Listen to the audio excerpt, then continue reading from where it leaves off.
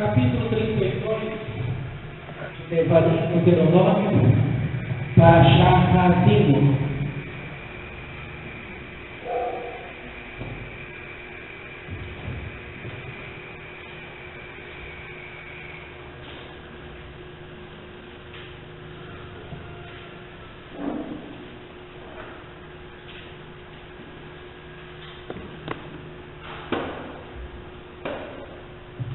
Capítulo 32 de Deuteronômio, Devarim, Parashá Hazino.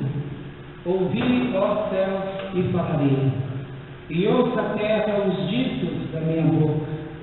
Goteje a minha doutrina como a chuva, caia como o orvalho meu discurso, como o vento de chuva sobre a grama, e como as gotas de chuva sobre a erva. Quando eu mencionar o nome do Eterno, dai grandeza a nosso Deus. Ainda que ele seja forte, as suas obras são perfeitas, porque todos os seus caminhos são justiça. Deixa eu tirar esse.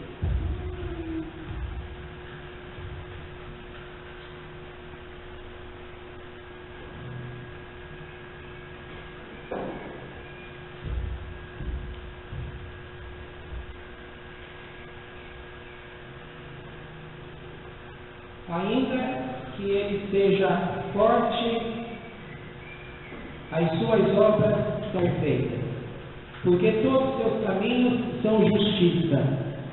Deus fiel e sem iniquidade, justo e reto é ele.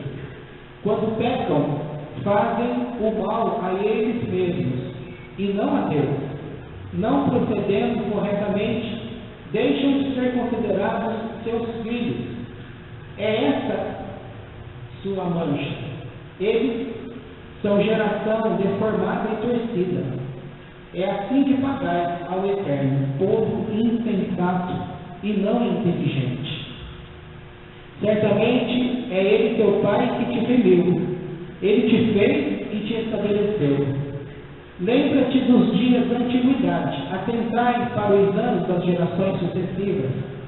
Pergunta a teu pai, e ele informará aos teus anciãos, e eles te dirão.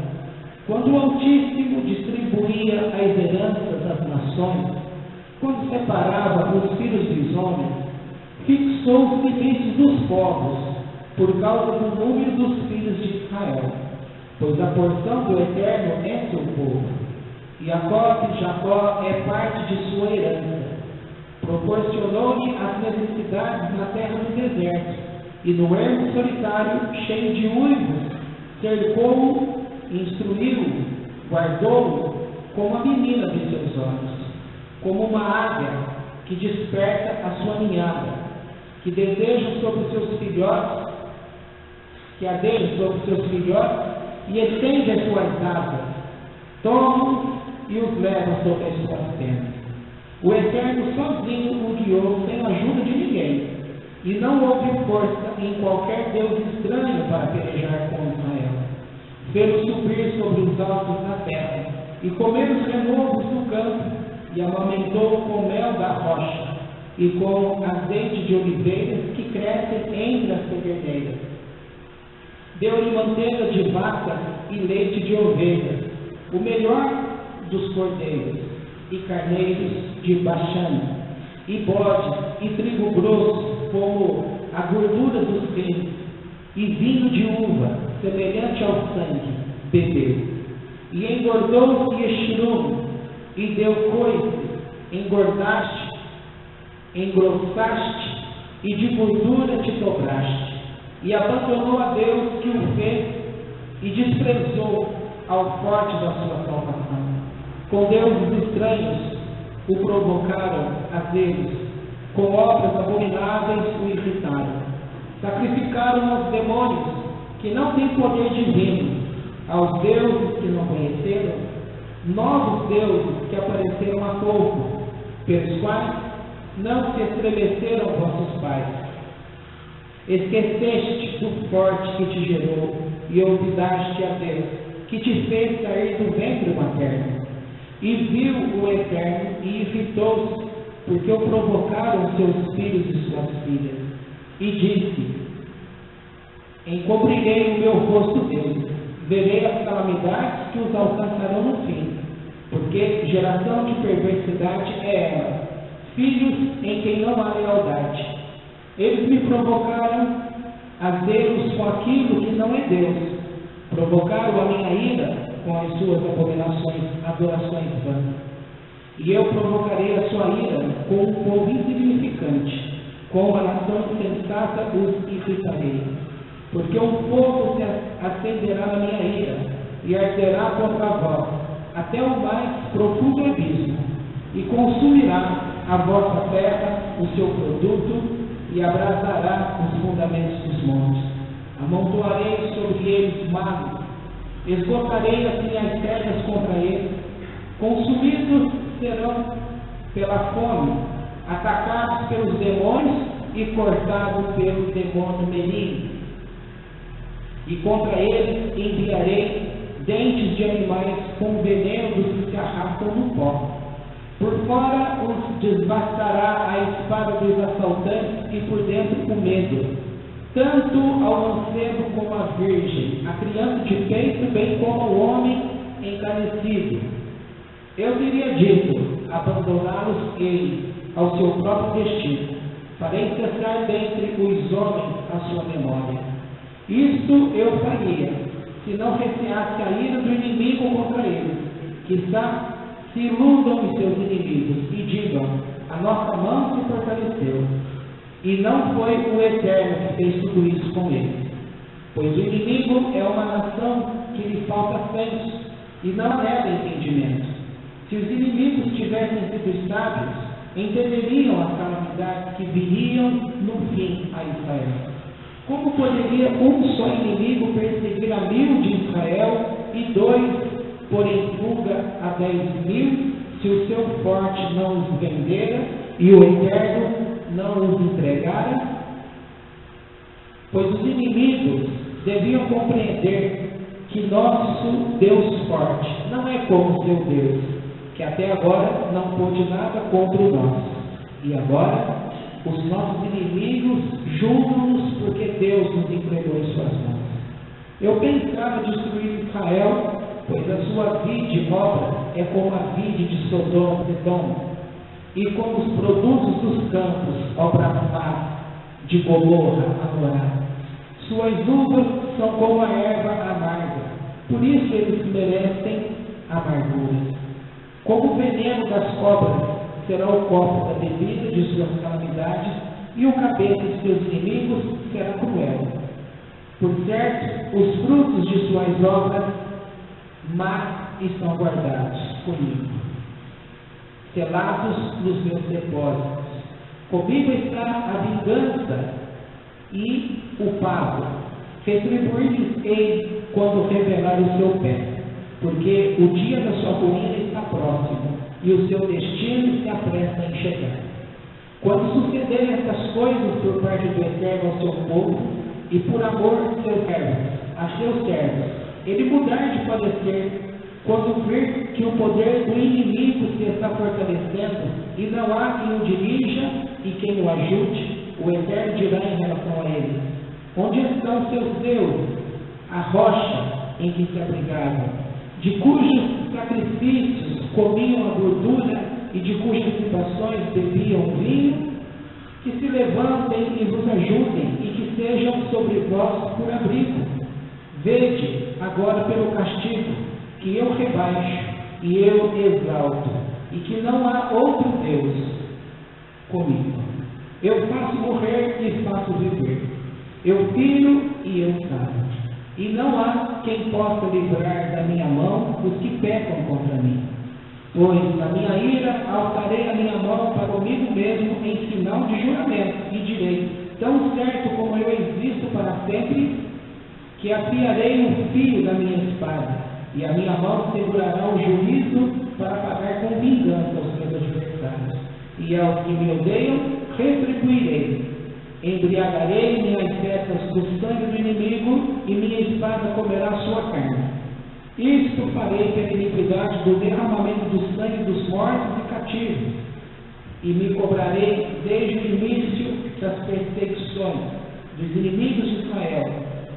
Então louvarão as nações o povo de Deus, porque ele vingará o sangue dos seus servos, e fará tornar a vingança sobre seus adversários. Assim consolará o seu povo e a sua terra. E veio Moisés e falou todas as palavras deste cântico aos ouvidos do povo, ele e Roxéia, filho de Nun.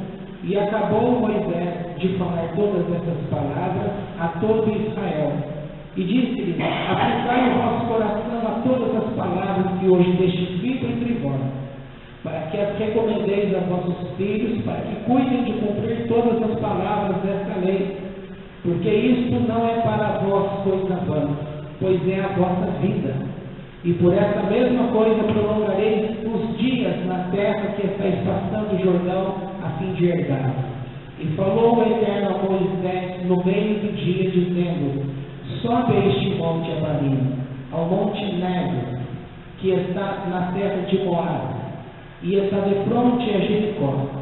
Vê a terra de Canaã, que eu dou aos filhos de Israel por possessão, e morre no monte ao qual tu has de subir, e recolhe-te ao teu povo, assim como Arão, teu irmão, morreu no monte Hor, e se recolheu ao teu povo. Porquanto causaste que se tenha pecado contra mim no meio dos filhos de Israel, junto às águas de Meribá, em Cádiz, no deserto de Sim.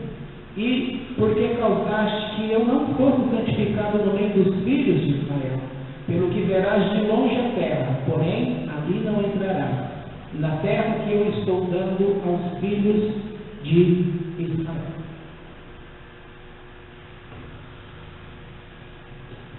Pois bem,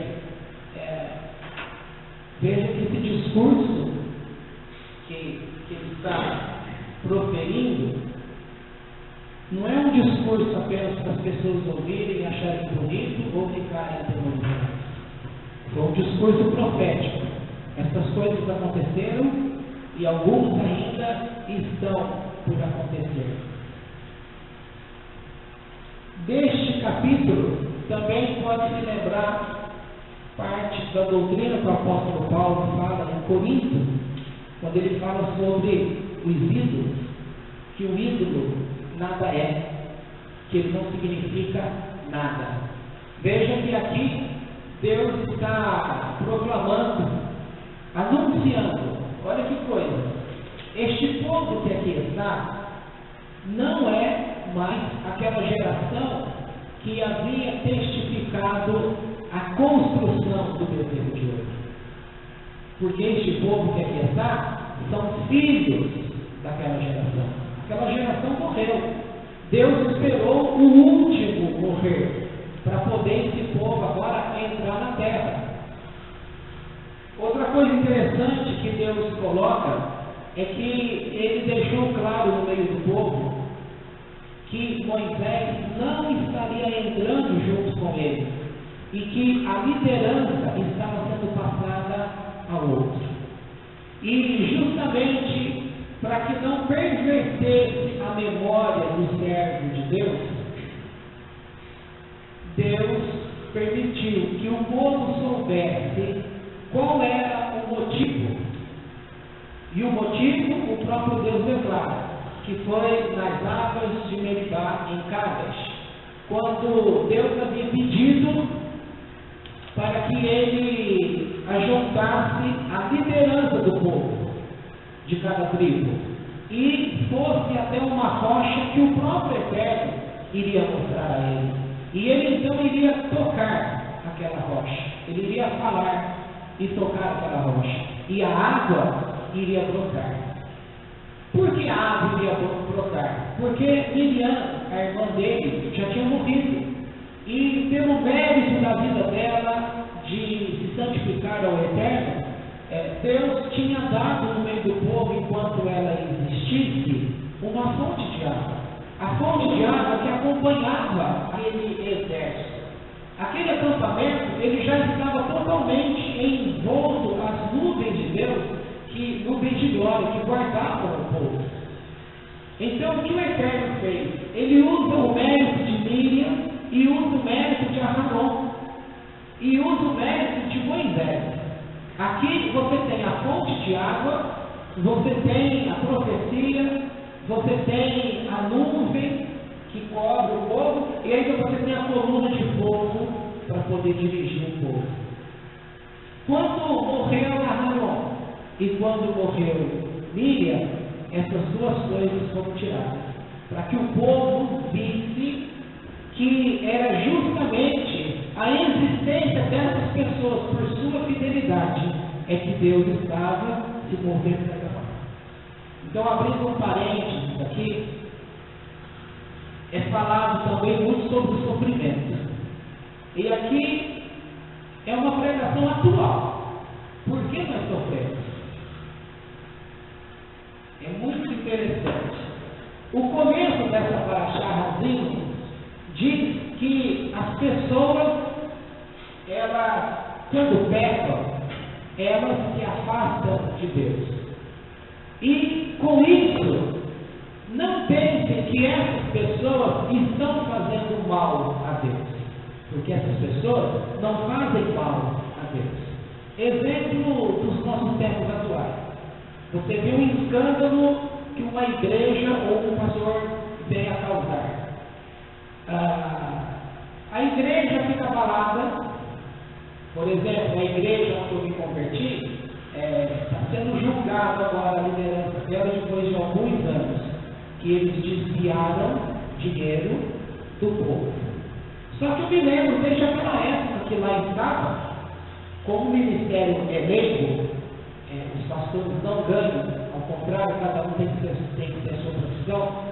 Esses pastores, eles são muito maltratados pela vida. Por quê? Porque eles precisam trabalhar, usar o dinheiro do bolso deles para bancar viagens, porque é uma coisa incrível. Um pastor que está em Campinas tinha que tomar conta da igreja de Ribeira, de Americana, de Piracicaba. Então, final de semana, ao invés de você ter família, você tem que viajar, pagar pedágio, gasolina, comida, estalagem, para você cuidar daquilo que é de Deus. E o dinheiro que entra na igreja, que é para cuidar das coisas de Deus, ficava lá, no Ministério Central, que é em Vila Velha. Com a desculpa de que onde fosse formada uma igreja, não precisaria do dinheiro local, viria tudo de lá. Só que os anos se passaram, o que a gente sempre via? Pastores, às vezes, perdendo emprego, perdendo família, passando necessidade. E, no final dos tempos agora, o que vem a notícia? Que desviaram em torno de 300 milhões. Gente, 300 milhões é muito dinheiro. Começou com 23 milhões, que já é muito dinheiro. Mas ao longo desses anos todos, comprando propriedade, não é diferente do que o da Mundial faz, comprando fazenda. A igreja precisa de fazenda para quê? Hein, meu? Para que você precisa de fazenda se você for da igreja mundial? Você vai lá pegar o cabrito, se estiver com fome, você vai lá pegar e é seu, você vai comer? Não, você não vai nem entrar lá. Então o povo que é de Deus não tem acesso a essas coisas. Para que o Macedo comprou a Record? Os membros da igreja vão entrar na Record, vai ter um programa gospel, vai ter programa para levar este evento. Claro que não, isso é um negócio. Para que serve esse negócio? Esses escândalos dessas pessoas, elas estão fazendo mal a Deus? Essa é a pergunta. E aqui Moshe está falando que não.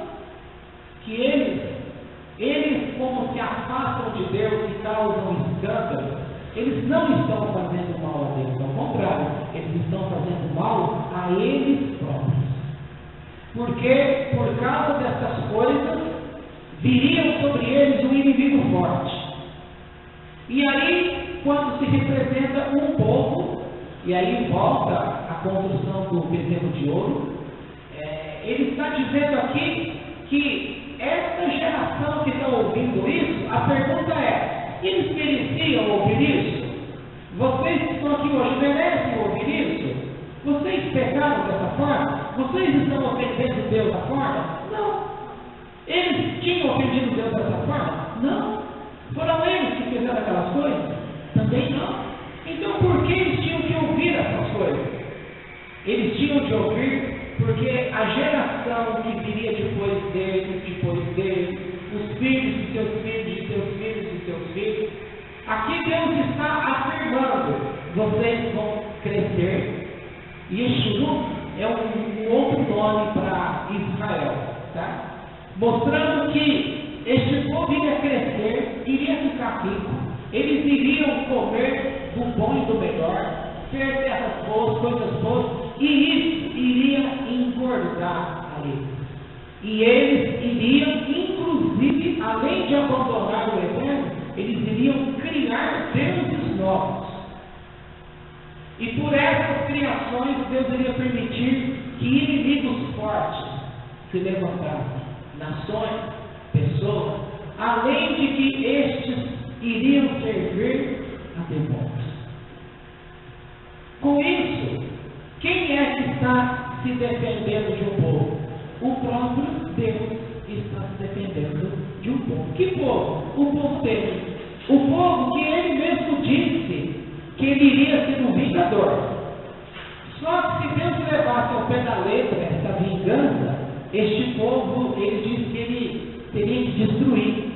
Por isso, na época de Davi, quando foi construído o templo, o Eterno preferiu que o templo fosse construído pelas mãos de outro e não pelas mãos de um justo.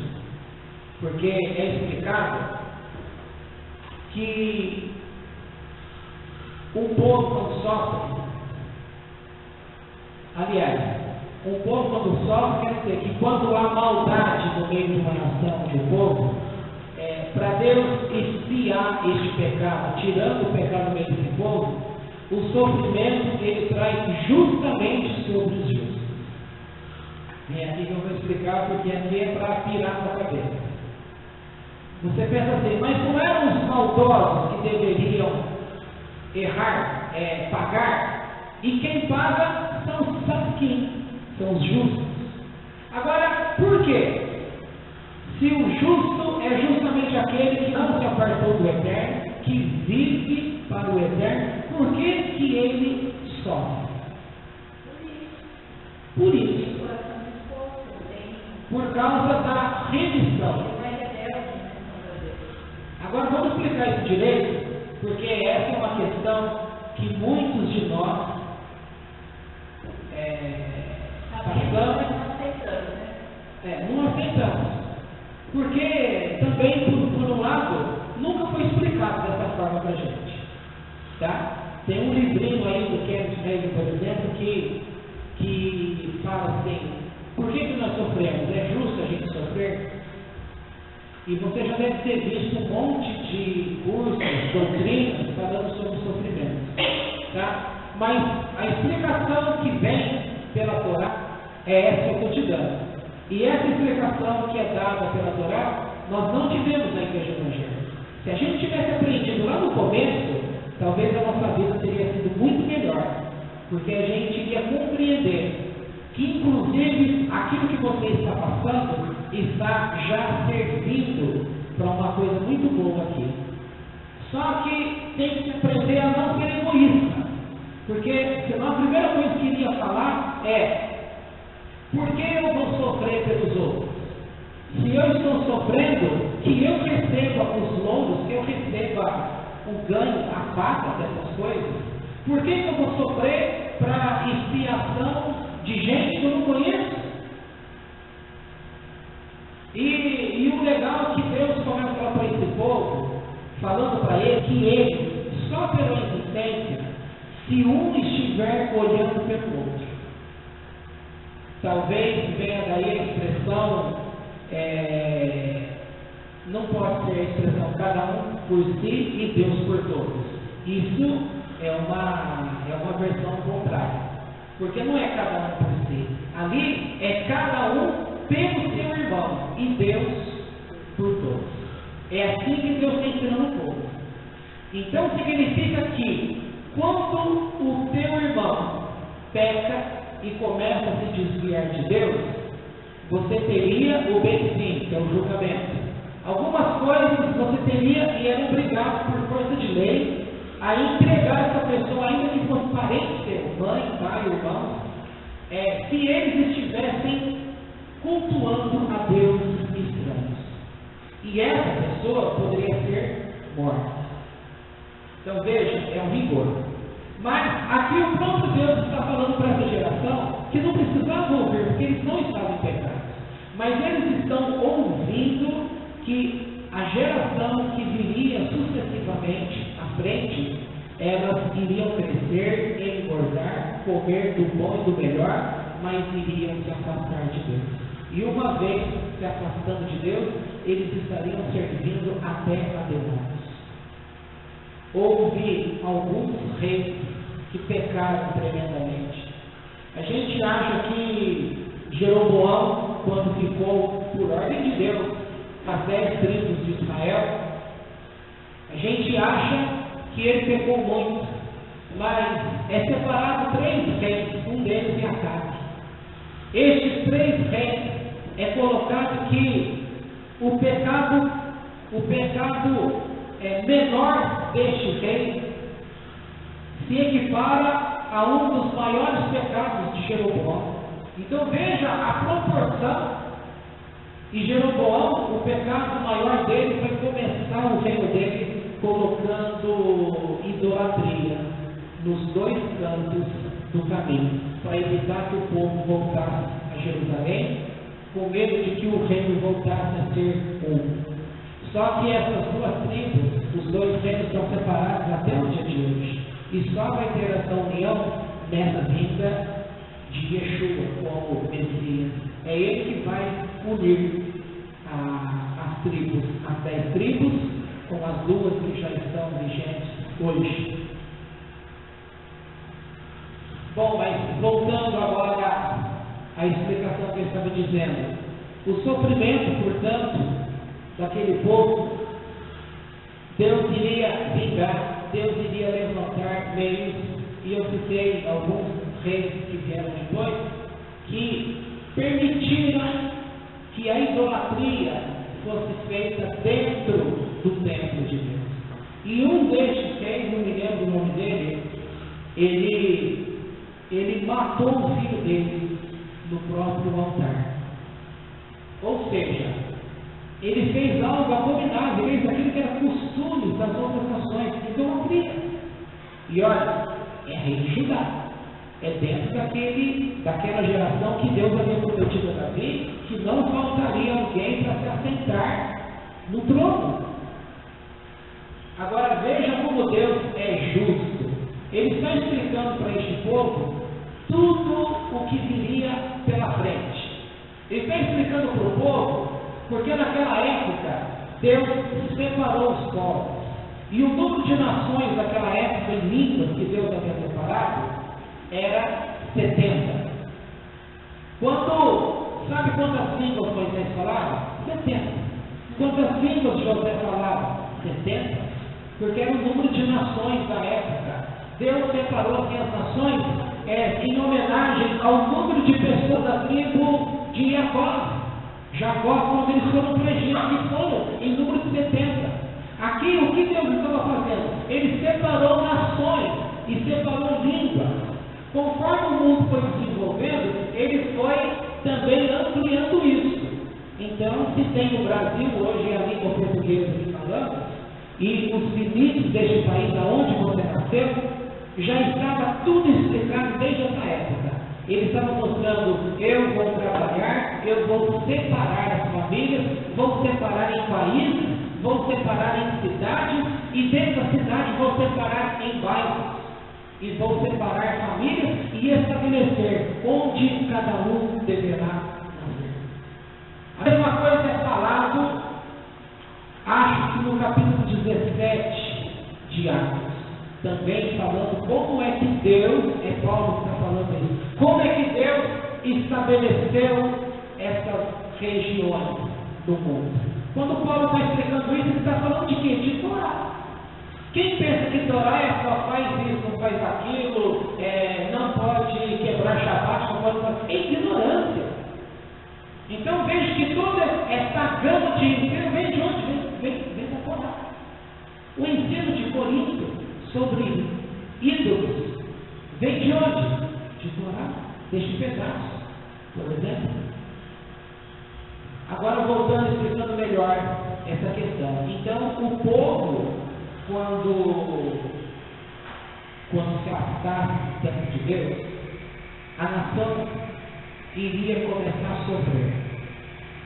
Para que este sofrimento não fosse alarmante e chegasse a ponto de destruir, o que Deus iria fazer? Ele iria olhar para as pessoas justas daquela geração.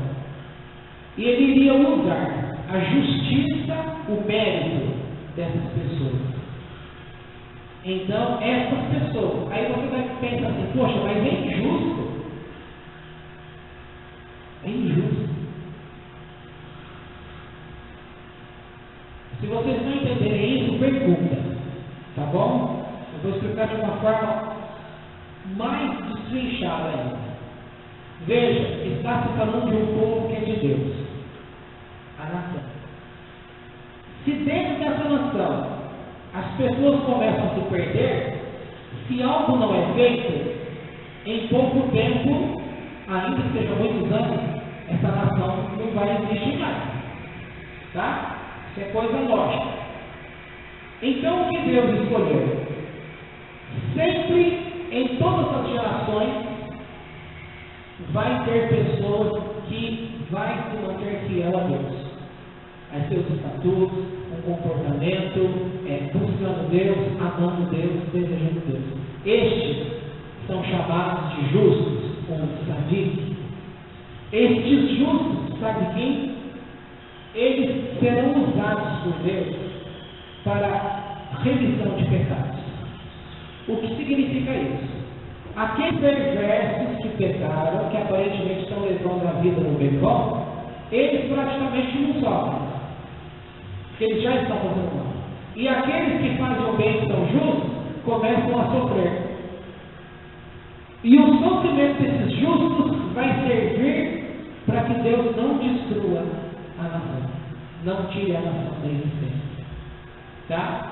Ou seja, o justo estaria pagando. Por isso que Yeshua, e que o apóstolo Paulo fala, que Yeshua é o justo que está pagando, dando a vida pelos seus irmãos. Vocês lembram do discurso que Yeshua, Jesus, ele está falando assim, não tem maior prazer do que este, em que um dê a vida pelos seus amigos? E veja, ele está falando dos seus amigos e inimigos, ele está falando, alguém morrer em favor de uma pessoa boa, tudo bem, é aceitável até. Mas você morrer no lugar de pessoas pecadoras, que aí o mérito é maior. Isso é um discurso de Yeshua. O que Yeshua está cumprindo com isso? Está cumprindo o Torá.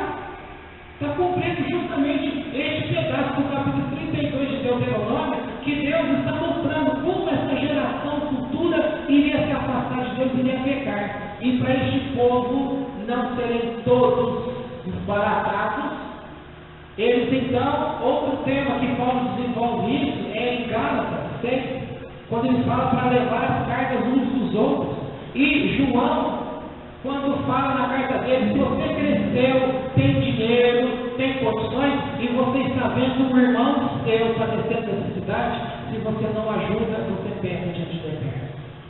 Carregar as cargas uns dos outros para aliviar o fardo uns dos outros é o serviço que os santos, os tzadikim, estão fazendo.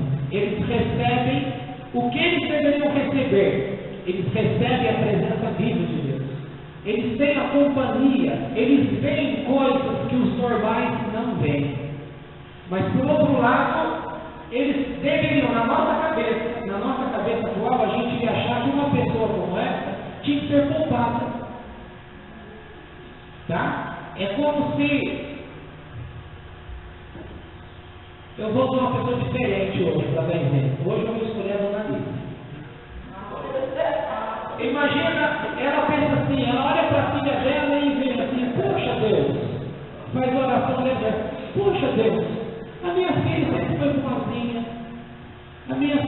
sempre foi honesta, ela sempre fez o bem, sempre foi decente, nunca me respondeu mal, não sei se é verdade, né? Isso e aquilo. Então, o que ela fez para sofrer tanto? Como que, aí ela pode dar até um exemplo, e fulano de tal, que eu conheço, tal, que é má filha, é má isso, é má aquilo, então ele vivendo bem, então, e faz parte da igreja? Essa é a questão que todos nós formulamos nos variados períodos de tempo. A gente olha e pensa, por que eu sofro? Por que eu não posso ter um carro de 0 quilômetro, por exemplo? Não é eu, tá? Estou falando um exemplo geral. Porque eu não ligo para ter carro de 0 quilômetros. Mas tem gente que liga. Tem gente que quer, que o sonho dele é isso. E ele fala, por que eu não posso ter? E fulano aqui, nós estamos na mesma igreja, temos o mesmo Deus, ouvimos a mesma coisa, por que um é abençoado dessa forma e o outro não é? Vamos lembrar uma frase que Deus costuma falar aqui para a gente. Para a gente começar o entendimento, a gente começa com coisas falando de forma bem ampla. Só que de forma bem ampla, significa que nós estamos falando de forma simplificada. E para explicar os mecanismos dessas coisas que Deus trabalha, você não vai explicar de uma forma tão simplificada. Então, significa que para a gente começar a ter noção do entendimento, a gente começa com um simples. E de uma forma simples e ampla, é isso que ele está explicando. Que numa geração perversa, quando se afastam de Deus, para que essa nação, este povo, os seus irmãos, não sejam destruídos, Deus vai usar justamente aqueles que são fiéis, que buscam a Deus, que amam a Deus, que mereciam tudo de bom. É estes justos que mereciam um carro novo, é estes que mereciam uma casa linda, é estes que mereciam um casamento florido e maravilhoso, mas são justamente estes que perdem o casamento, que perdem filhos, que perdem a casa, que perdem o carro novo e que sofrem. Só o sofrimento deles não abala a comunhão deles com Deus. Porque neste meio tempo, Deus continua se manifestando cada vez mais profunda para essas pessoas. E o fato desses justos sofrerem, Deus vai usar como uma moeda de troca. Ele vai usar o sofrimento destes para não destruir os demais. É este exemplo que cumpre a morte de Yeshua. Ele pecou? Não. Ele se afastou de Deus? Não. Ele roubou alguém? Ele descumpriu a Torá? Não. Então por que ele sofreu tanto? E por que a mãe dele, que foi achada dentre todas as mulheres, e o anjo Gabriel falou, olha, você será conhecida e será bendita entre todas as mulheres? De você vai gerar o Salvador, será gerado em ti. Isso é uma grande honra, mas uma grande honra. Imagina você pensando como mãe, se você, mãe, tivesse gerado o filho de Yeshua. Você teria sido uma mãe extremamente feliz? Não, você teria sido uma mãe extremamente infeliz, porque a mãe não suporta ver o choro do filho. E o que Miriam, na tua Bíblia, a gente aprendeu com Maria, mas o nome dela é Miriam. Miriam, a mãe de Yeshua, o que ela mais fez foi chorar. Esses filmes que a gente vê, já cansou de ver esses filmes, é um sofrimento, você vê. Então, olhando para esse lado, desse ponto de vista, que vantagem, que vantagem Maria levou? Só sofreu. Teve um filho como Salvador, que hoje é endeusado no mundo. Então ela gerou um Deus para muitos. Que vantagem ela teve? Só sofrimento. Além disso, logo que ele começou a crescer, o marido dela morreu. Ela já ficou só, na dependência dele. Ele nunca estava do ladinho dela dentro de casa. Ao contrário, ela que acompanhava aquela comitiva dele. Então foi tudo maravilhoso? Não. Então significa que para conhecer e receber o melhor Deus, basta você ser fiel e ser maravilhoso, vai dar tudo certo? Não. Você pode ser dentre os justos na terra que vai sofrer. E você não vai entender por que você sofre. Só que você não vai entender que o teu sofrimento, ele não está sendo perdido. Porque é através do teu sofrimento que um povo não está indo para a falência. Talvez aqui explique por que está escrito que quando Deus vê uma pessoa chorando, um justo chorando, ele manda um anjo lá com uma bandeja e recolher a lágrima de seus olhos. Tudo isso está sendo contado. É um trabalho, é um serviço. Tá, e essas pessoas que não se corrigiram, elas morrem. O que acontece com elas? Vai para o mesmo céu que você. Aí você fala, não é justo. Não é justo mesmo? Só que aí entra a justiça de Deus. Eles não vão para o mesmo céu. Eles vão passar por aquilo que na literatura chama de refinamento. Esses refinamentos eles vão passar um tempo no inferno. Não o inferno que a gente conhece e aprendeu a conhecer, que nunca mais sai de lá. Não, eles vão sofrer. Vão sofrer para eles entenderem o que é que eles fizeram. Bom, voltando aqui para o tempo de Moisés. Ele está explicando tudo isso para o povo. E está dando uma noção de como a nação iria se desenvolver em épocas futuras. E também está informando como haveria sofrimento diante daqueles que eram justos. Isso fez com que muitas pessoas não quisessem ser justas? Claro que não, ao contrário. O que sempre é ensinado é que essas pessoas, aqui ele está falando que estudar a Torá para conhecer Deus, seus mandamentos, seu modo de conviver com o povo, aqui ele está chamando de vida. A Torá é vida. E uma pessoa não pode, no seu tempo de vida, se apartar. A maior alegria de alguém é estudar as coisas de Deus. É uma alegria inesgotável. É interessante se vocês pudessem olhar esse texto que está aqui na minha mão, da Torá, este capítulo que eu li. Na sua Bíblia vai dar uma letra após a outra, né? Uma frase após a outra. Aqui você vai perceber em muitos lugares um espaço vazio, palavras longe uma da outra. Sempre que tem isso na Torá, tem um significado. Nada o professor de português vai olhar e vai falar assim, ó, a diagramação desse texto está errada. Deixou espaço. A pessoa apertou a tecla espaço várias vezes e não corrigiu. Não passou o corretor ortográfico.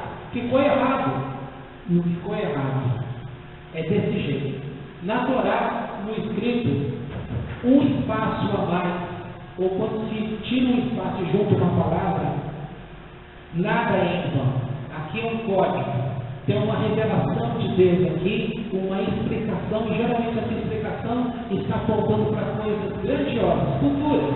Só que a pessoa vai bater o olho ali, ela vai ler, ela vai entender aquilo que está diante dos olhos, no tempo presente, mas ela não vai atingir entrando nas profundezas do conhecimento de Deus.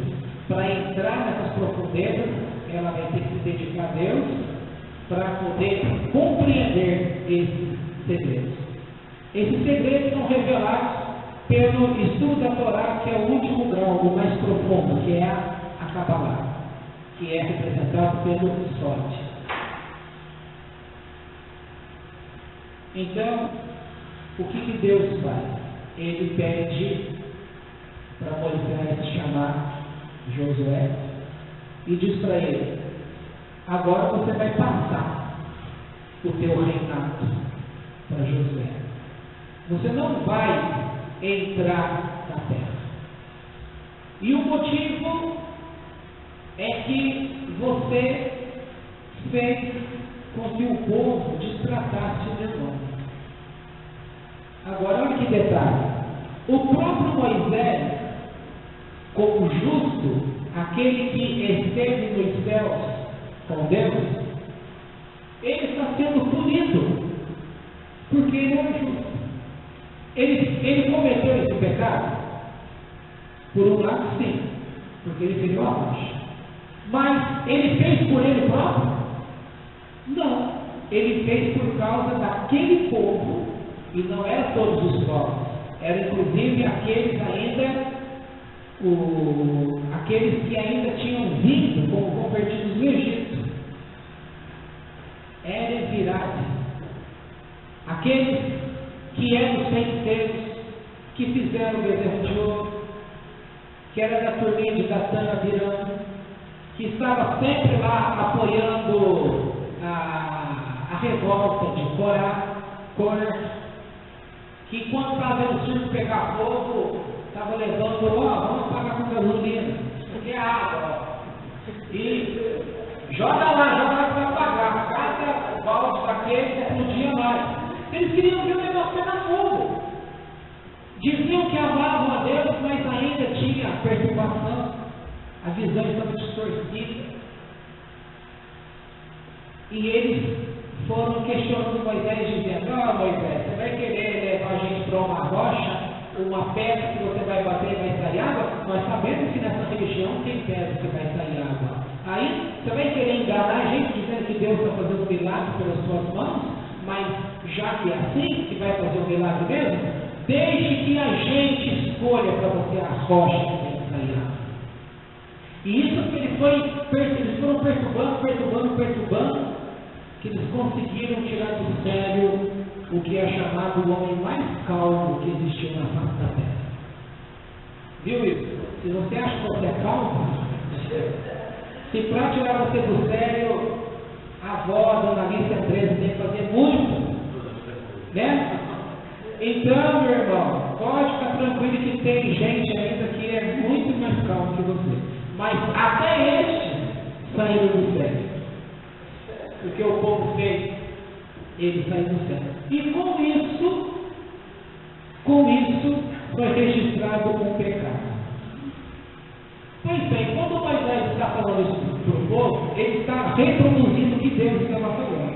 E o que Deus estava fazendo era justamente protegendo Moisés do Lashon Hará, que poderia vir no futuro.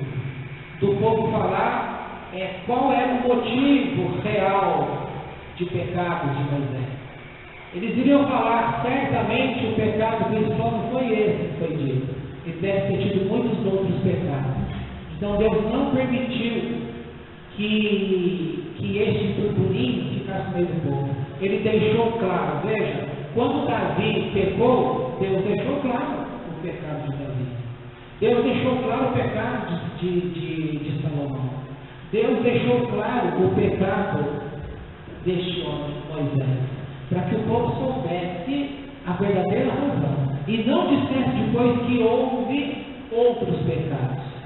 Então o próprio Deus deixou claro falando assim: o meu servo não está entrando na terra porque ele cometeu este ato nas águas de Berizá, e com este ato fez com que você, o povo, desfizesse o meu nome. Porque ele foi usado por isso, ainda que induzido por vocês, ele não vai entrar na terra.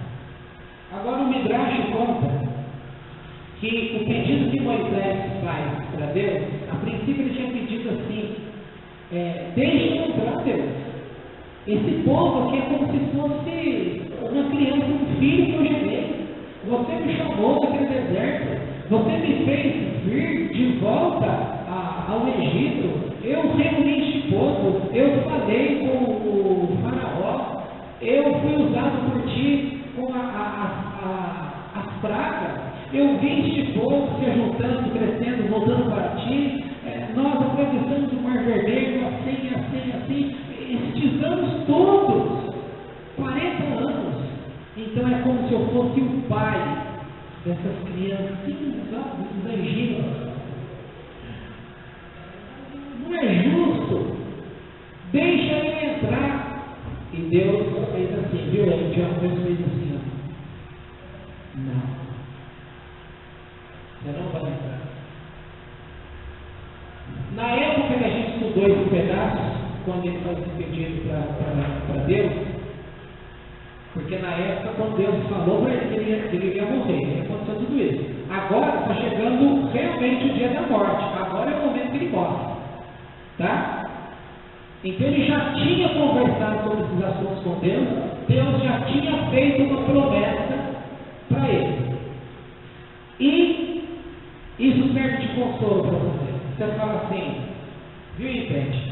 Aquela famosa frase, eu repeti a lição. Gente, nesse sentido, Moisés repetiu a lição também. Porque na primeira vez ele já havia pedido para Deus e Deus já havia explicado para ele: você não vai entrar. Mas o povo dizer que eu pequei. Eu preciso que o povo saiba que você pecou. Porque eu preciso ter uma razão para recolher você. Mas Deus, eu não fiz isso. Eu sei que você não fez isso. Eu que fiz. É Deus falando para ele. Eu que permiti isso, para que no meio do povo tivesse um pecado aparente. Diante de mim, eu sei que você não pecou. Ou seja, Moisés foi punido por um pecado que ele não cometeu, diante do próprio Deus. Mas diante do povo, é um pecado existente no meio do povo. E Deus está falando para ele: fique tranquilo, foi eu que fiz isso. Eu preciso que haja em ti uma mancha, para que eu pudesse recolher você. Só que o que você fez por mim, você fez tão bem feito o seu trabalho, que não seria justo você entrar nessa terra prometida neste mundo. Isto é pouco para o tamanho do meu mérito. Então eu vou guardar você através do beijo divino, ou seja, você não vai passar pela morte. Eu vou recolher você. E é você que vai entrar com o povo na era messiânica. É você que será o representante deste povo, que vai conduzir o povo para Yeshua na era que ele estiver reinando, na era messiânica. Esse sim é o mérito que está à tua altura. Tudo bem, foi maravilhoso isso? Foi. Então eu quero dizer para você que Moisés também tinha um coração humano. E no coração humano, o coração humano está muito ligado com o Nefesh, com aquilo que é a realidade do mundo. Ele estava na realidade do mundo dele. Que era o mundo dele? Ele se uniria com aquele povo. E ele não entrando com aquele povo, ele se sentiu fracassado. Diante de Deus, ele não era um fracasso, mas ele, pelo Nefesh, pela alma, ele se sentiu fracassado. Mas Deus não está dizendo para ele: ao contrário, Moisés, você está sendo recompensado. Só que naquele momento de mundo aqui presente, ele não conseguiu entender, e mesmo agora, na hora de cumprir a morte dele, ele ainda voltou a pedir para Deus: Deus, por favor, eu te peço de novo, me deixe entrar com este povo. Nem que seja só um pouquinho, eu entro lá e só posso me recolher, mas eu quero ter o gostinho de ter entrado com ele. E Deus falou: não. Veja, aqui Deus falou assim: Moisés, de novo essa história? Nós já conversamos, já te expliquei, você queria ouvir tudo de novo? Escuta, você quer entrar com este povo? O que é melhor para você? A era vindoura, quando o povo será reunido, e instrumento à altura, não com pessoas simples mortais. Mas veja o que é o coração do homem. Ele ainda queria. Ele foi aprovado em tudo, mas ele ainda se sentia fracassado. Porque, por não ter conseguido, ele achou uma família. Aí, o Midrash conta que Deus falou assim: sobe aqui, Moisés. Aí fez com que ele olhasse. E, de fato, esse monte, na posição que ele se encontra, se você for lá naquele monte, você vai olhar a extensão da terra de Canaã. Você olha. E aqui está dizendo que ele olhou e viu. Mas o Midrash conta que naquele momento, Deus potencializou a visão dele. Fez dele um super-homem. Não é o super-homem que vê.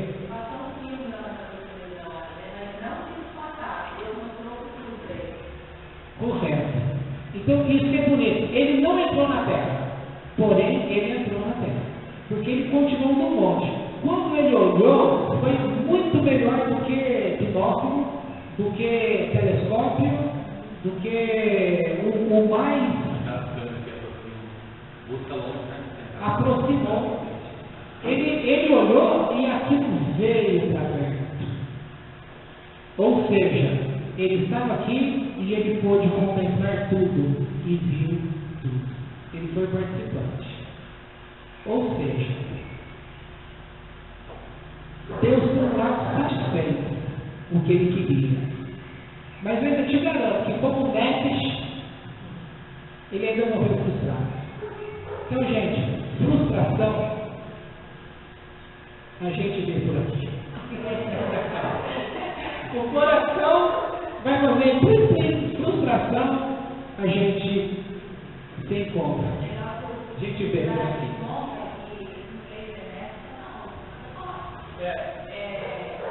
Deus manda o anjo Gabriel buscar ele. Aí o anjo falou assim, não me traz, acho que era muito fácil. Aí o anjo falou assim, não, Moisés, eu não sou digno de buscar Moisés. Aí ele mandou Gabriel, mas eu sei não. Gabriel fez uma coisa. Não, não pode. Como que eu vou tirar a vida de Moisés? Não, não dá. Eu não vou me falar, mas não me traz. Aí Deus manda Satanás buscar ele. Só que Moisés tem aquela palavra, quando estava achada ali, de que Satanás não poderia resolver. E é interessante porque Deus mostra para Moisés, ele manda Satanás 2 vezes para Moisés. E o Midrash conta que o Senhor faz isso para humilhar Satanás diante de Moisés. Porque ele achou que ele ia poder tirar a vida de Moisés, mas nem ele pôde. Então ele manda 2 vezes.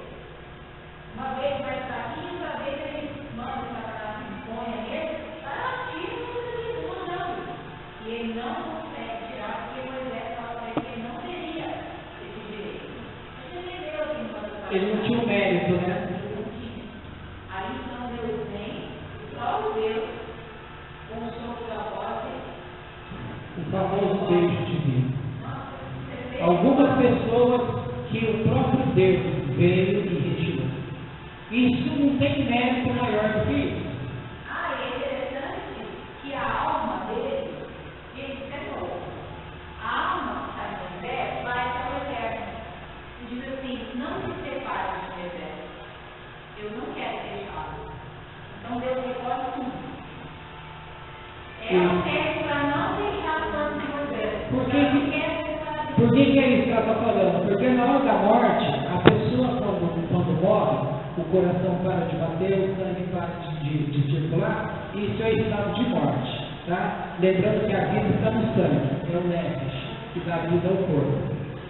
Quando essa pessoa morre, são outros níveis de alma, são 5 expressões de alma, tá? Quando se separa, a alma se separa do corpo, é isso que André acabou de falar. A própria alma, ou seja, o conteúdo dele completo, inclusive o Nefesh. Porque na hora que você faz a separação, você desconecta da parte cerebral. Onde é que você tem o centro de memória? No hipocampo, no cérebro. Se a tua alma separa do hipocampo, você não vai ter acesso a essas lembranças. É onde você não vai ter tantas lembranças daquilo que você passou em corpo aqui na Terra. Essas lembranças, elas estão em Deus, no Eterno. Ele vai te dar a lembrança que Ele quiser. Mas esse pedido que Ele faz é justamente visando o quê? Ele foi tão aprovado que o corpo e a alma se apaixonaram e quiseram ficar juntos para sempre. E aonde a alma então faz esse pedido? Eu não li essa parte, porque eu não vou para frente, eu vou ficando em cada uma. Se a alma faz esse pedido para Deus, pensando, aí Deus não podia matar. Porque se ele mata a pessoa, então a alma teria que ser desconectada. Entendeu? Mas como ela pediu para não separar dele, aonde Deus cumpre o beijo de Deus e recolhe ele com tudo. Com Yeshua foi a mesma coisa. Porque Yeshua morreu, mas ele ressuscitou, ou seja, voltou tudo nele. E ele foi recolhido.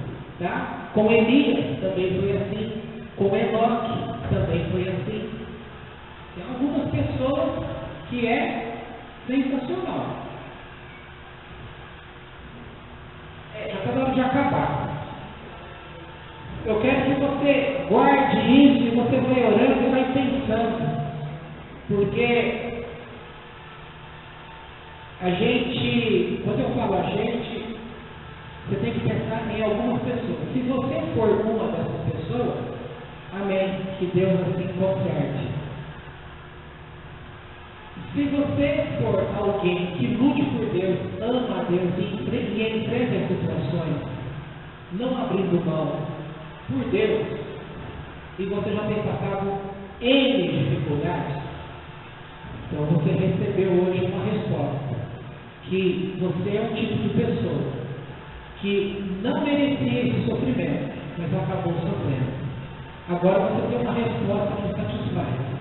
E este sofrimento, essas atitudes, não são perdidas, porque o que incomoda a gente é a gente achar que a gente sofreu em vão e que ainda assim as pessoas falam mal da gente, dizendo, essa pessoa não é tudo isso, não. Se ele fosse assim com Deus, ele não ia sofrer essas coisas, ele não ia passar essa vergonha, não ia ser assim, não ia ser assim. E o que está sendo mostrado é realmente ao contrário. Que essas pessoas justas padecem dessa forma, justamente para quê?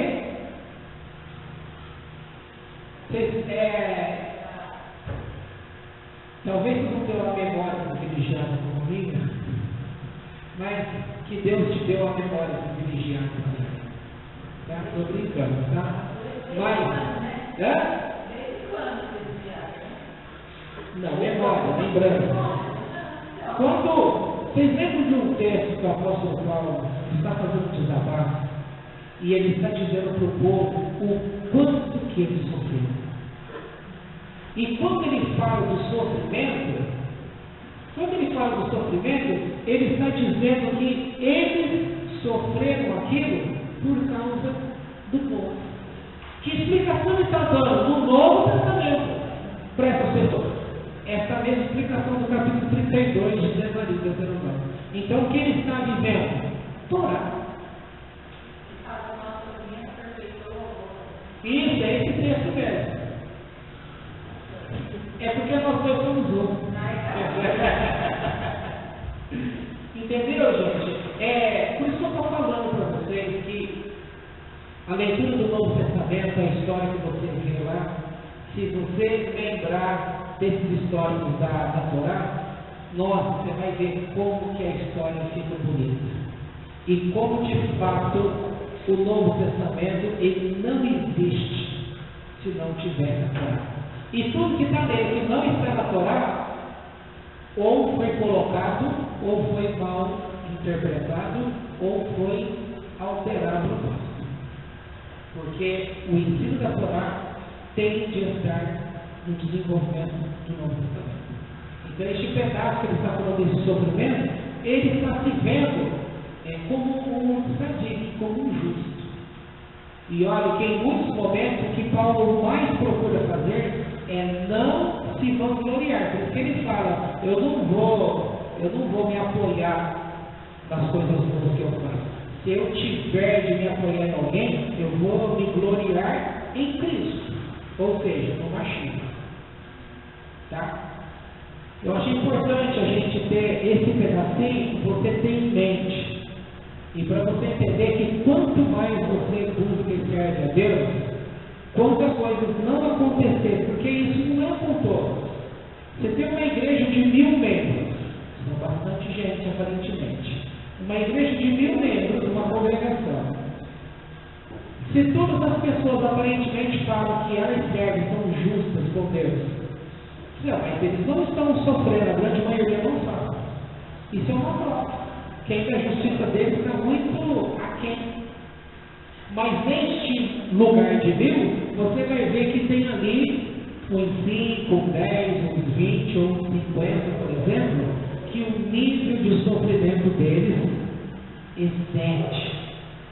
O que vai explicar isso? Essa explicação que te disse, capítulo 32, do dia do Deuteronômio. Deus pega, juntando novamente o Novo Testamento, para carregar as cargas uns dos outros. O sofrimento dessas pessoas vai expiar a culpa de muitos outros, para dar tempo dessas pessoas enxergar, tá? Enxergar o sofrimento, enxergar o afastamento delas e se voltar para Deus. Só que Deus não volta até você e fala assim, ó, foi por causa do teu sofrimento que tantas pessoas voltaram para mim, viu? Por que ele não faz isso? Senão a pessoa ia começar a pregar, falando, ó, por causa de mim foi que muitas pessoas vieram para Deus.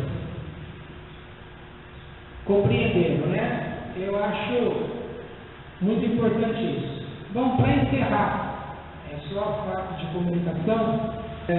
Aqui apareceu um nome verdadeiro, porque Josué é chamado de Yehoshua. É deste nome também que vem o nome Yeshua. Yehoshua e Yeshua é apenas uma letra.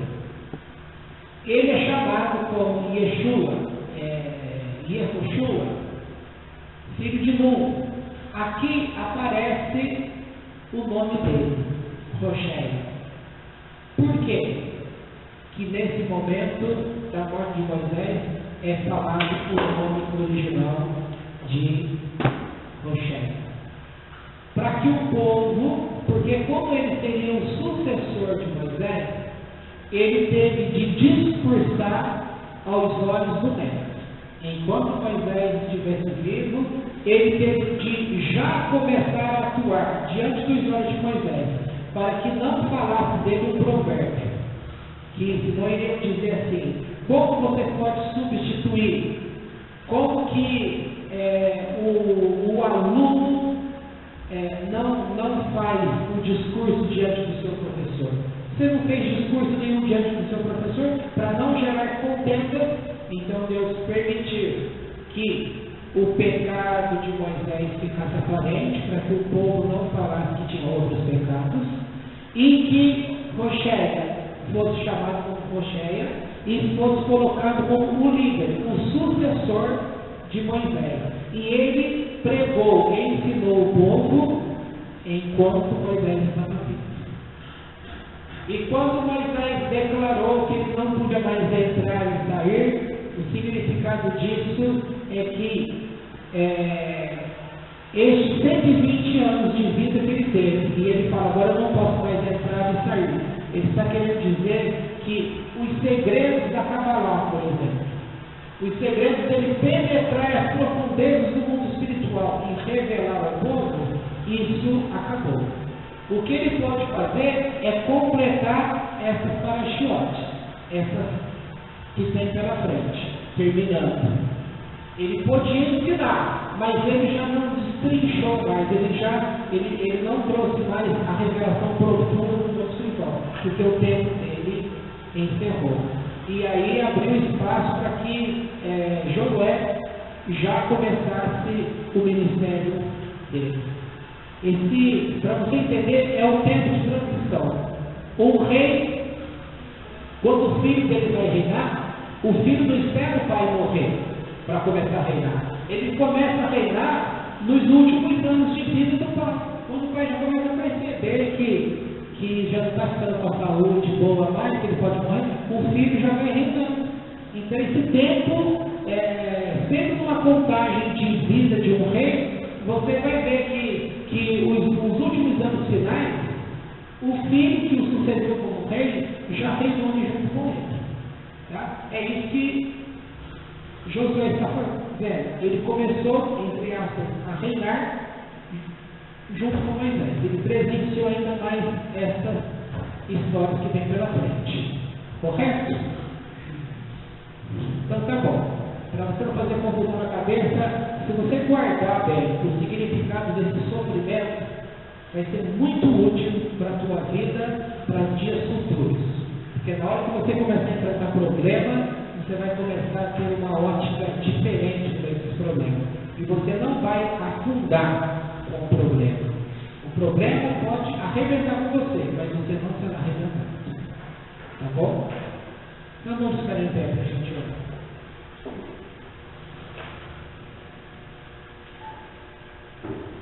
Que o Eterno alimente todo o nosso ser e toda a simplicidade que há em nós, levando vida a todo o nosso mestre, a toda a nossa chamada, em todos os níveis da nossa alma, a fim de que tenhamos o conhecimento de Ti, o ensino que o Papai deseja a cada um dos Teus filhos, que cada um retenha este bem. E com isso, sejamos livrados da morte. Sabemos que o que tem estado sobre a nossa vida não é algo mau, é algo bom. A aparência pode ser de mal, porque o sofrimento ele tem a aparência de mal. Mas o que está por trás dele é uma coisa extremamente boa. E isso vai nos impulsionar, vai também nos justificar. E teremos a recompensa no mundo vindouro.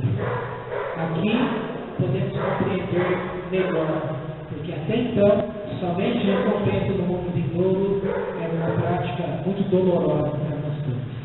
Que o Eterno abençoe nossas vidas em sua presença e continue abrindo nosso coração para reinarmos contigo em eternidade, que a eternidade não se afaste de nós.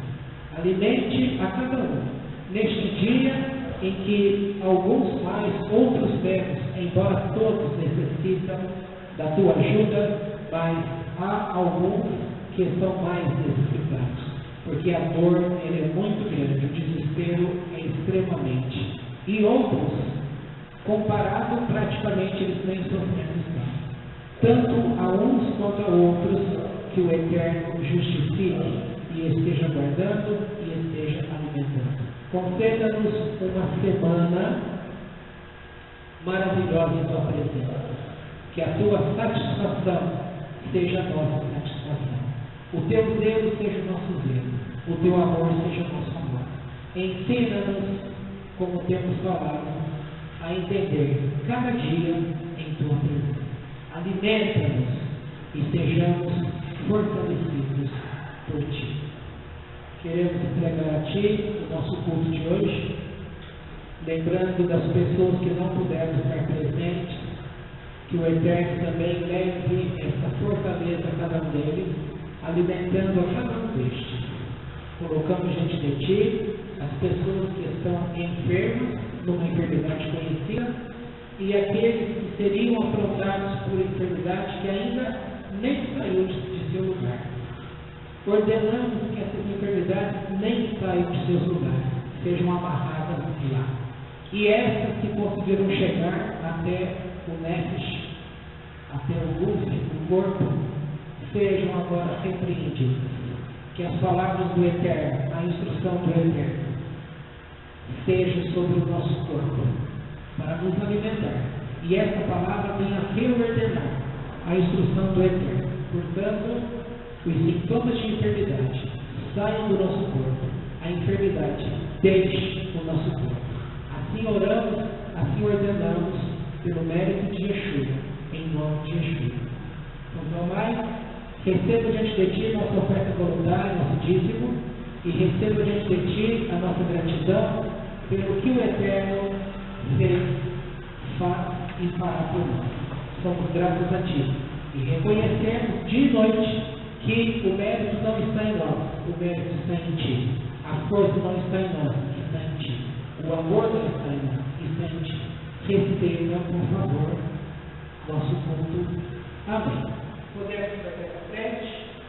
Shalom para todos.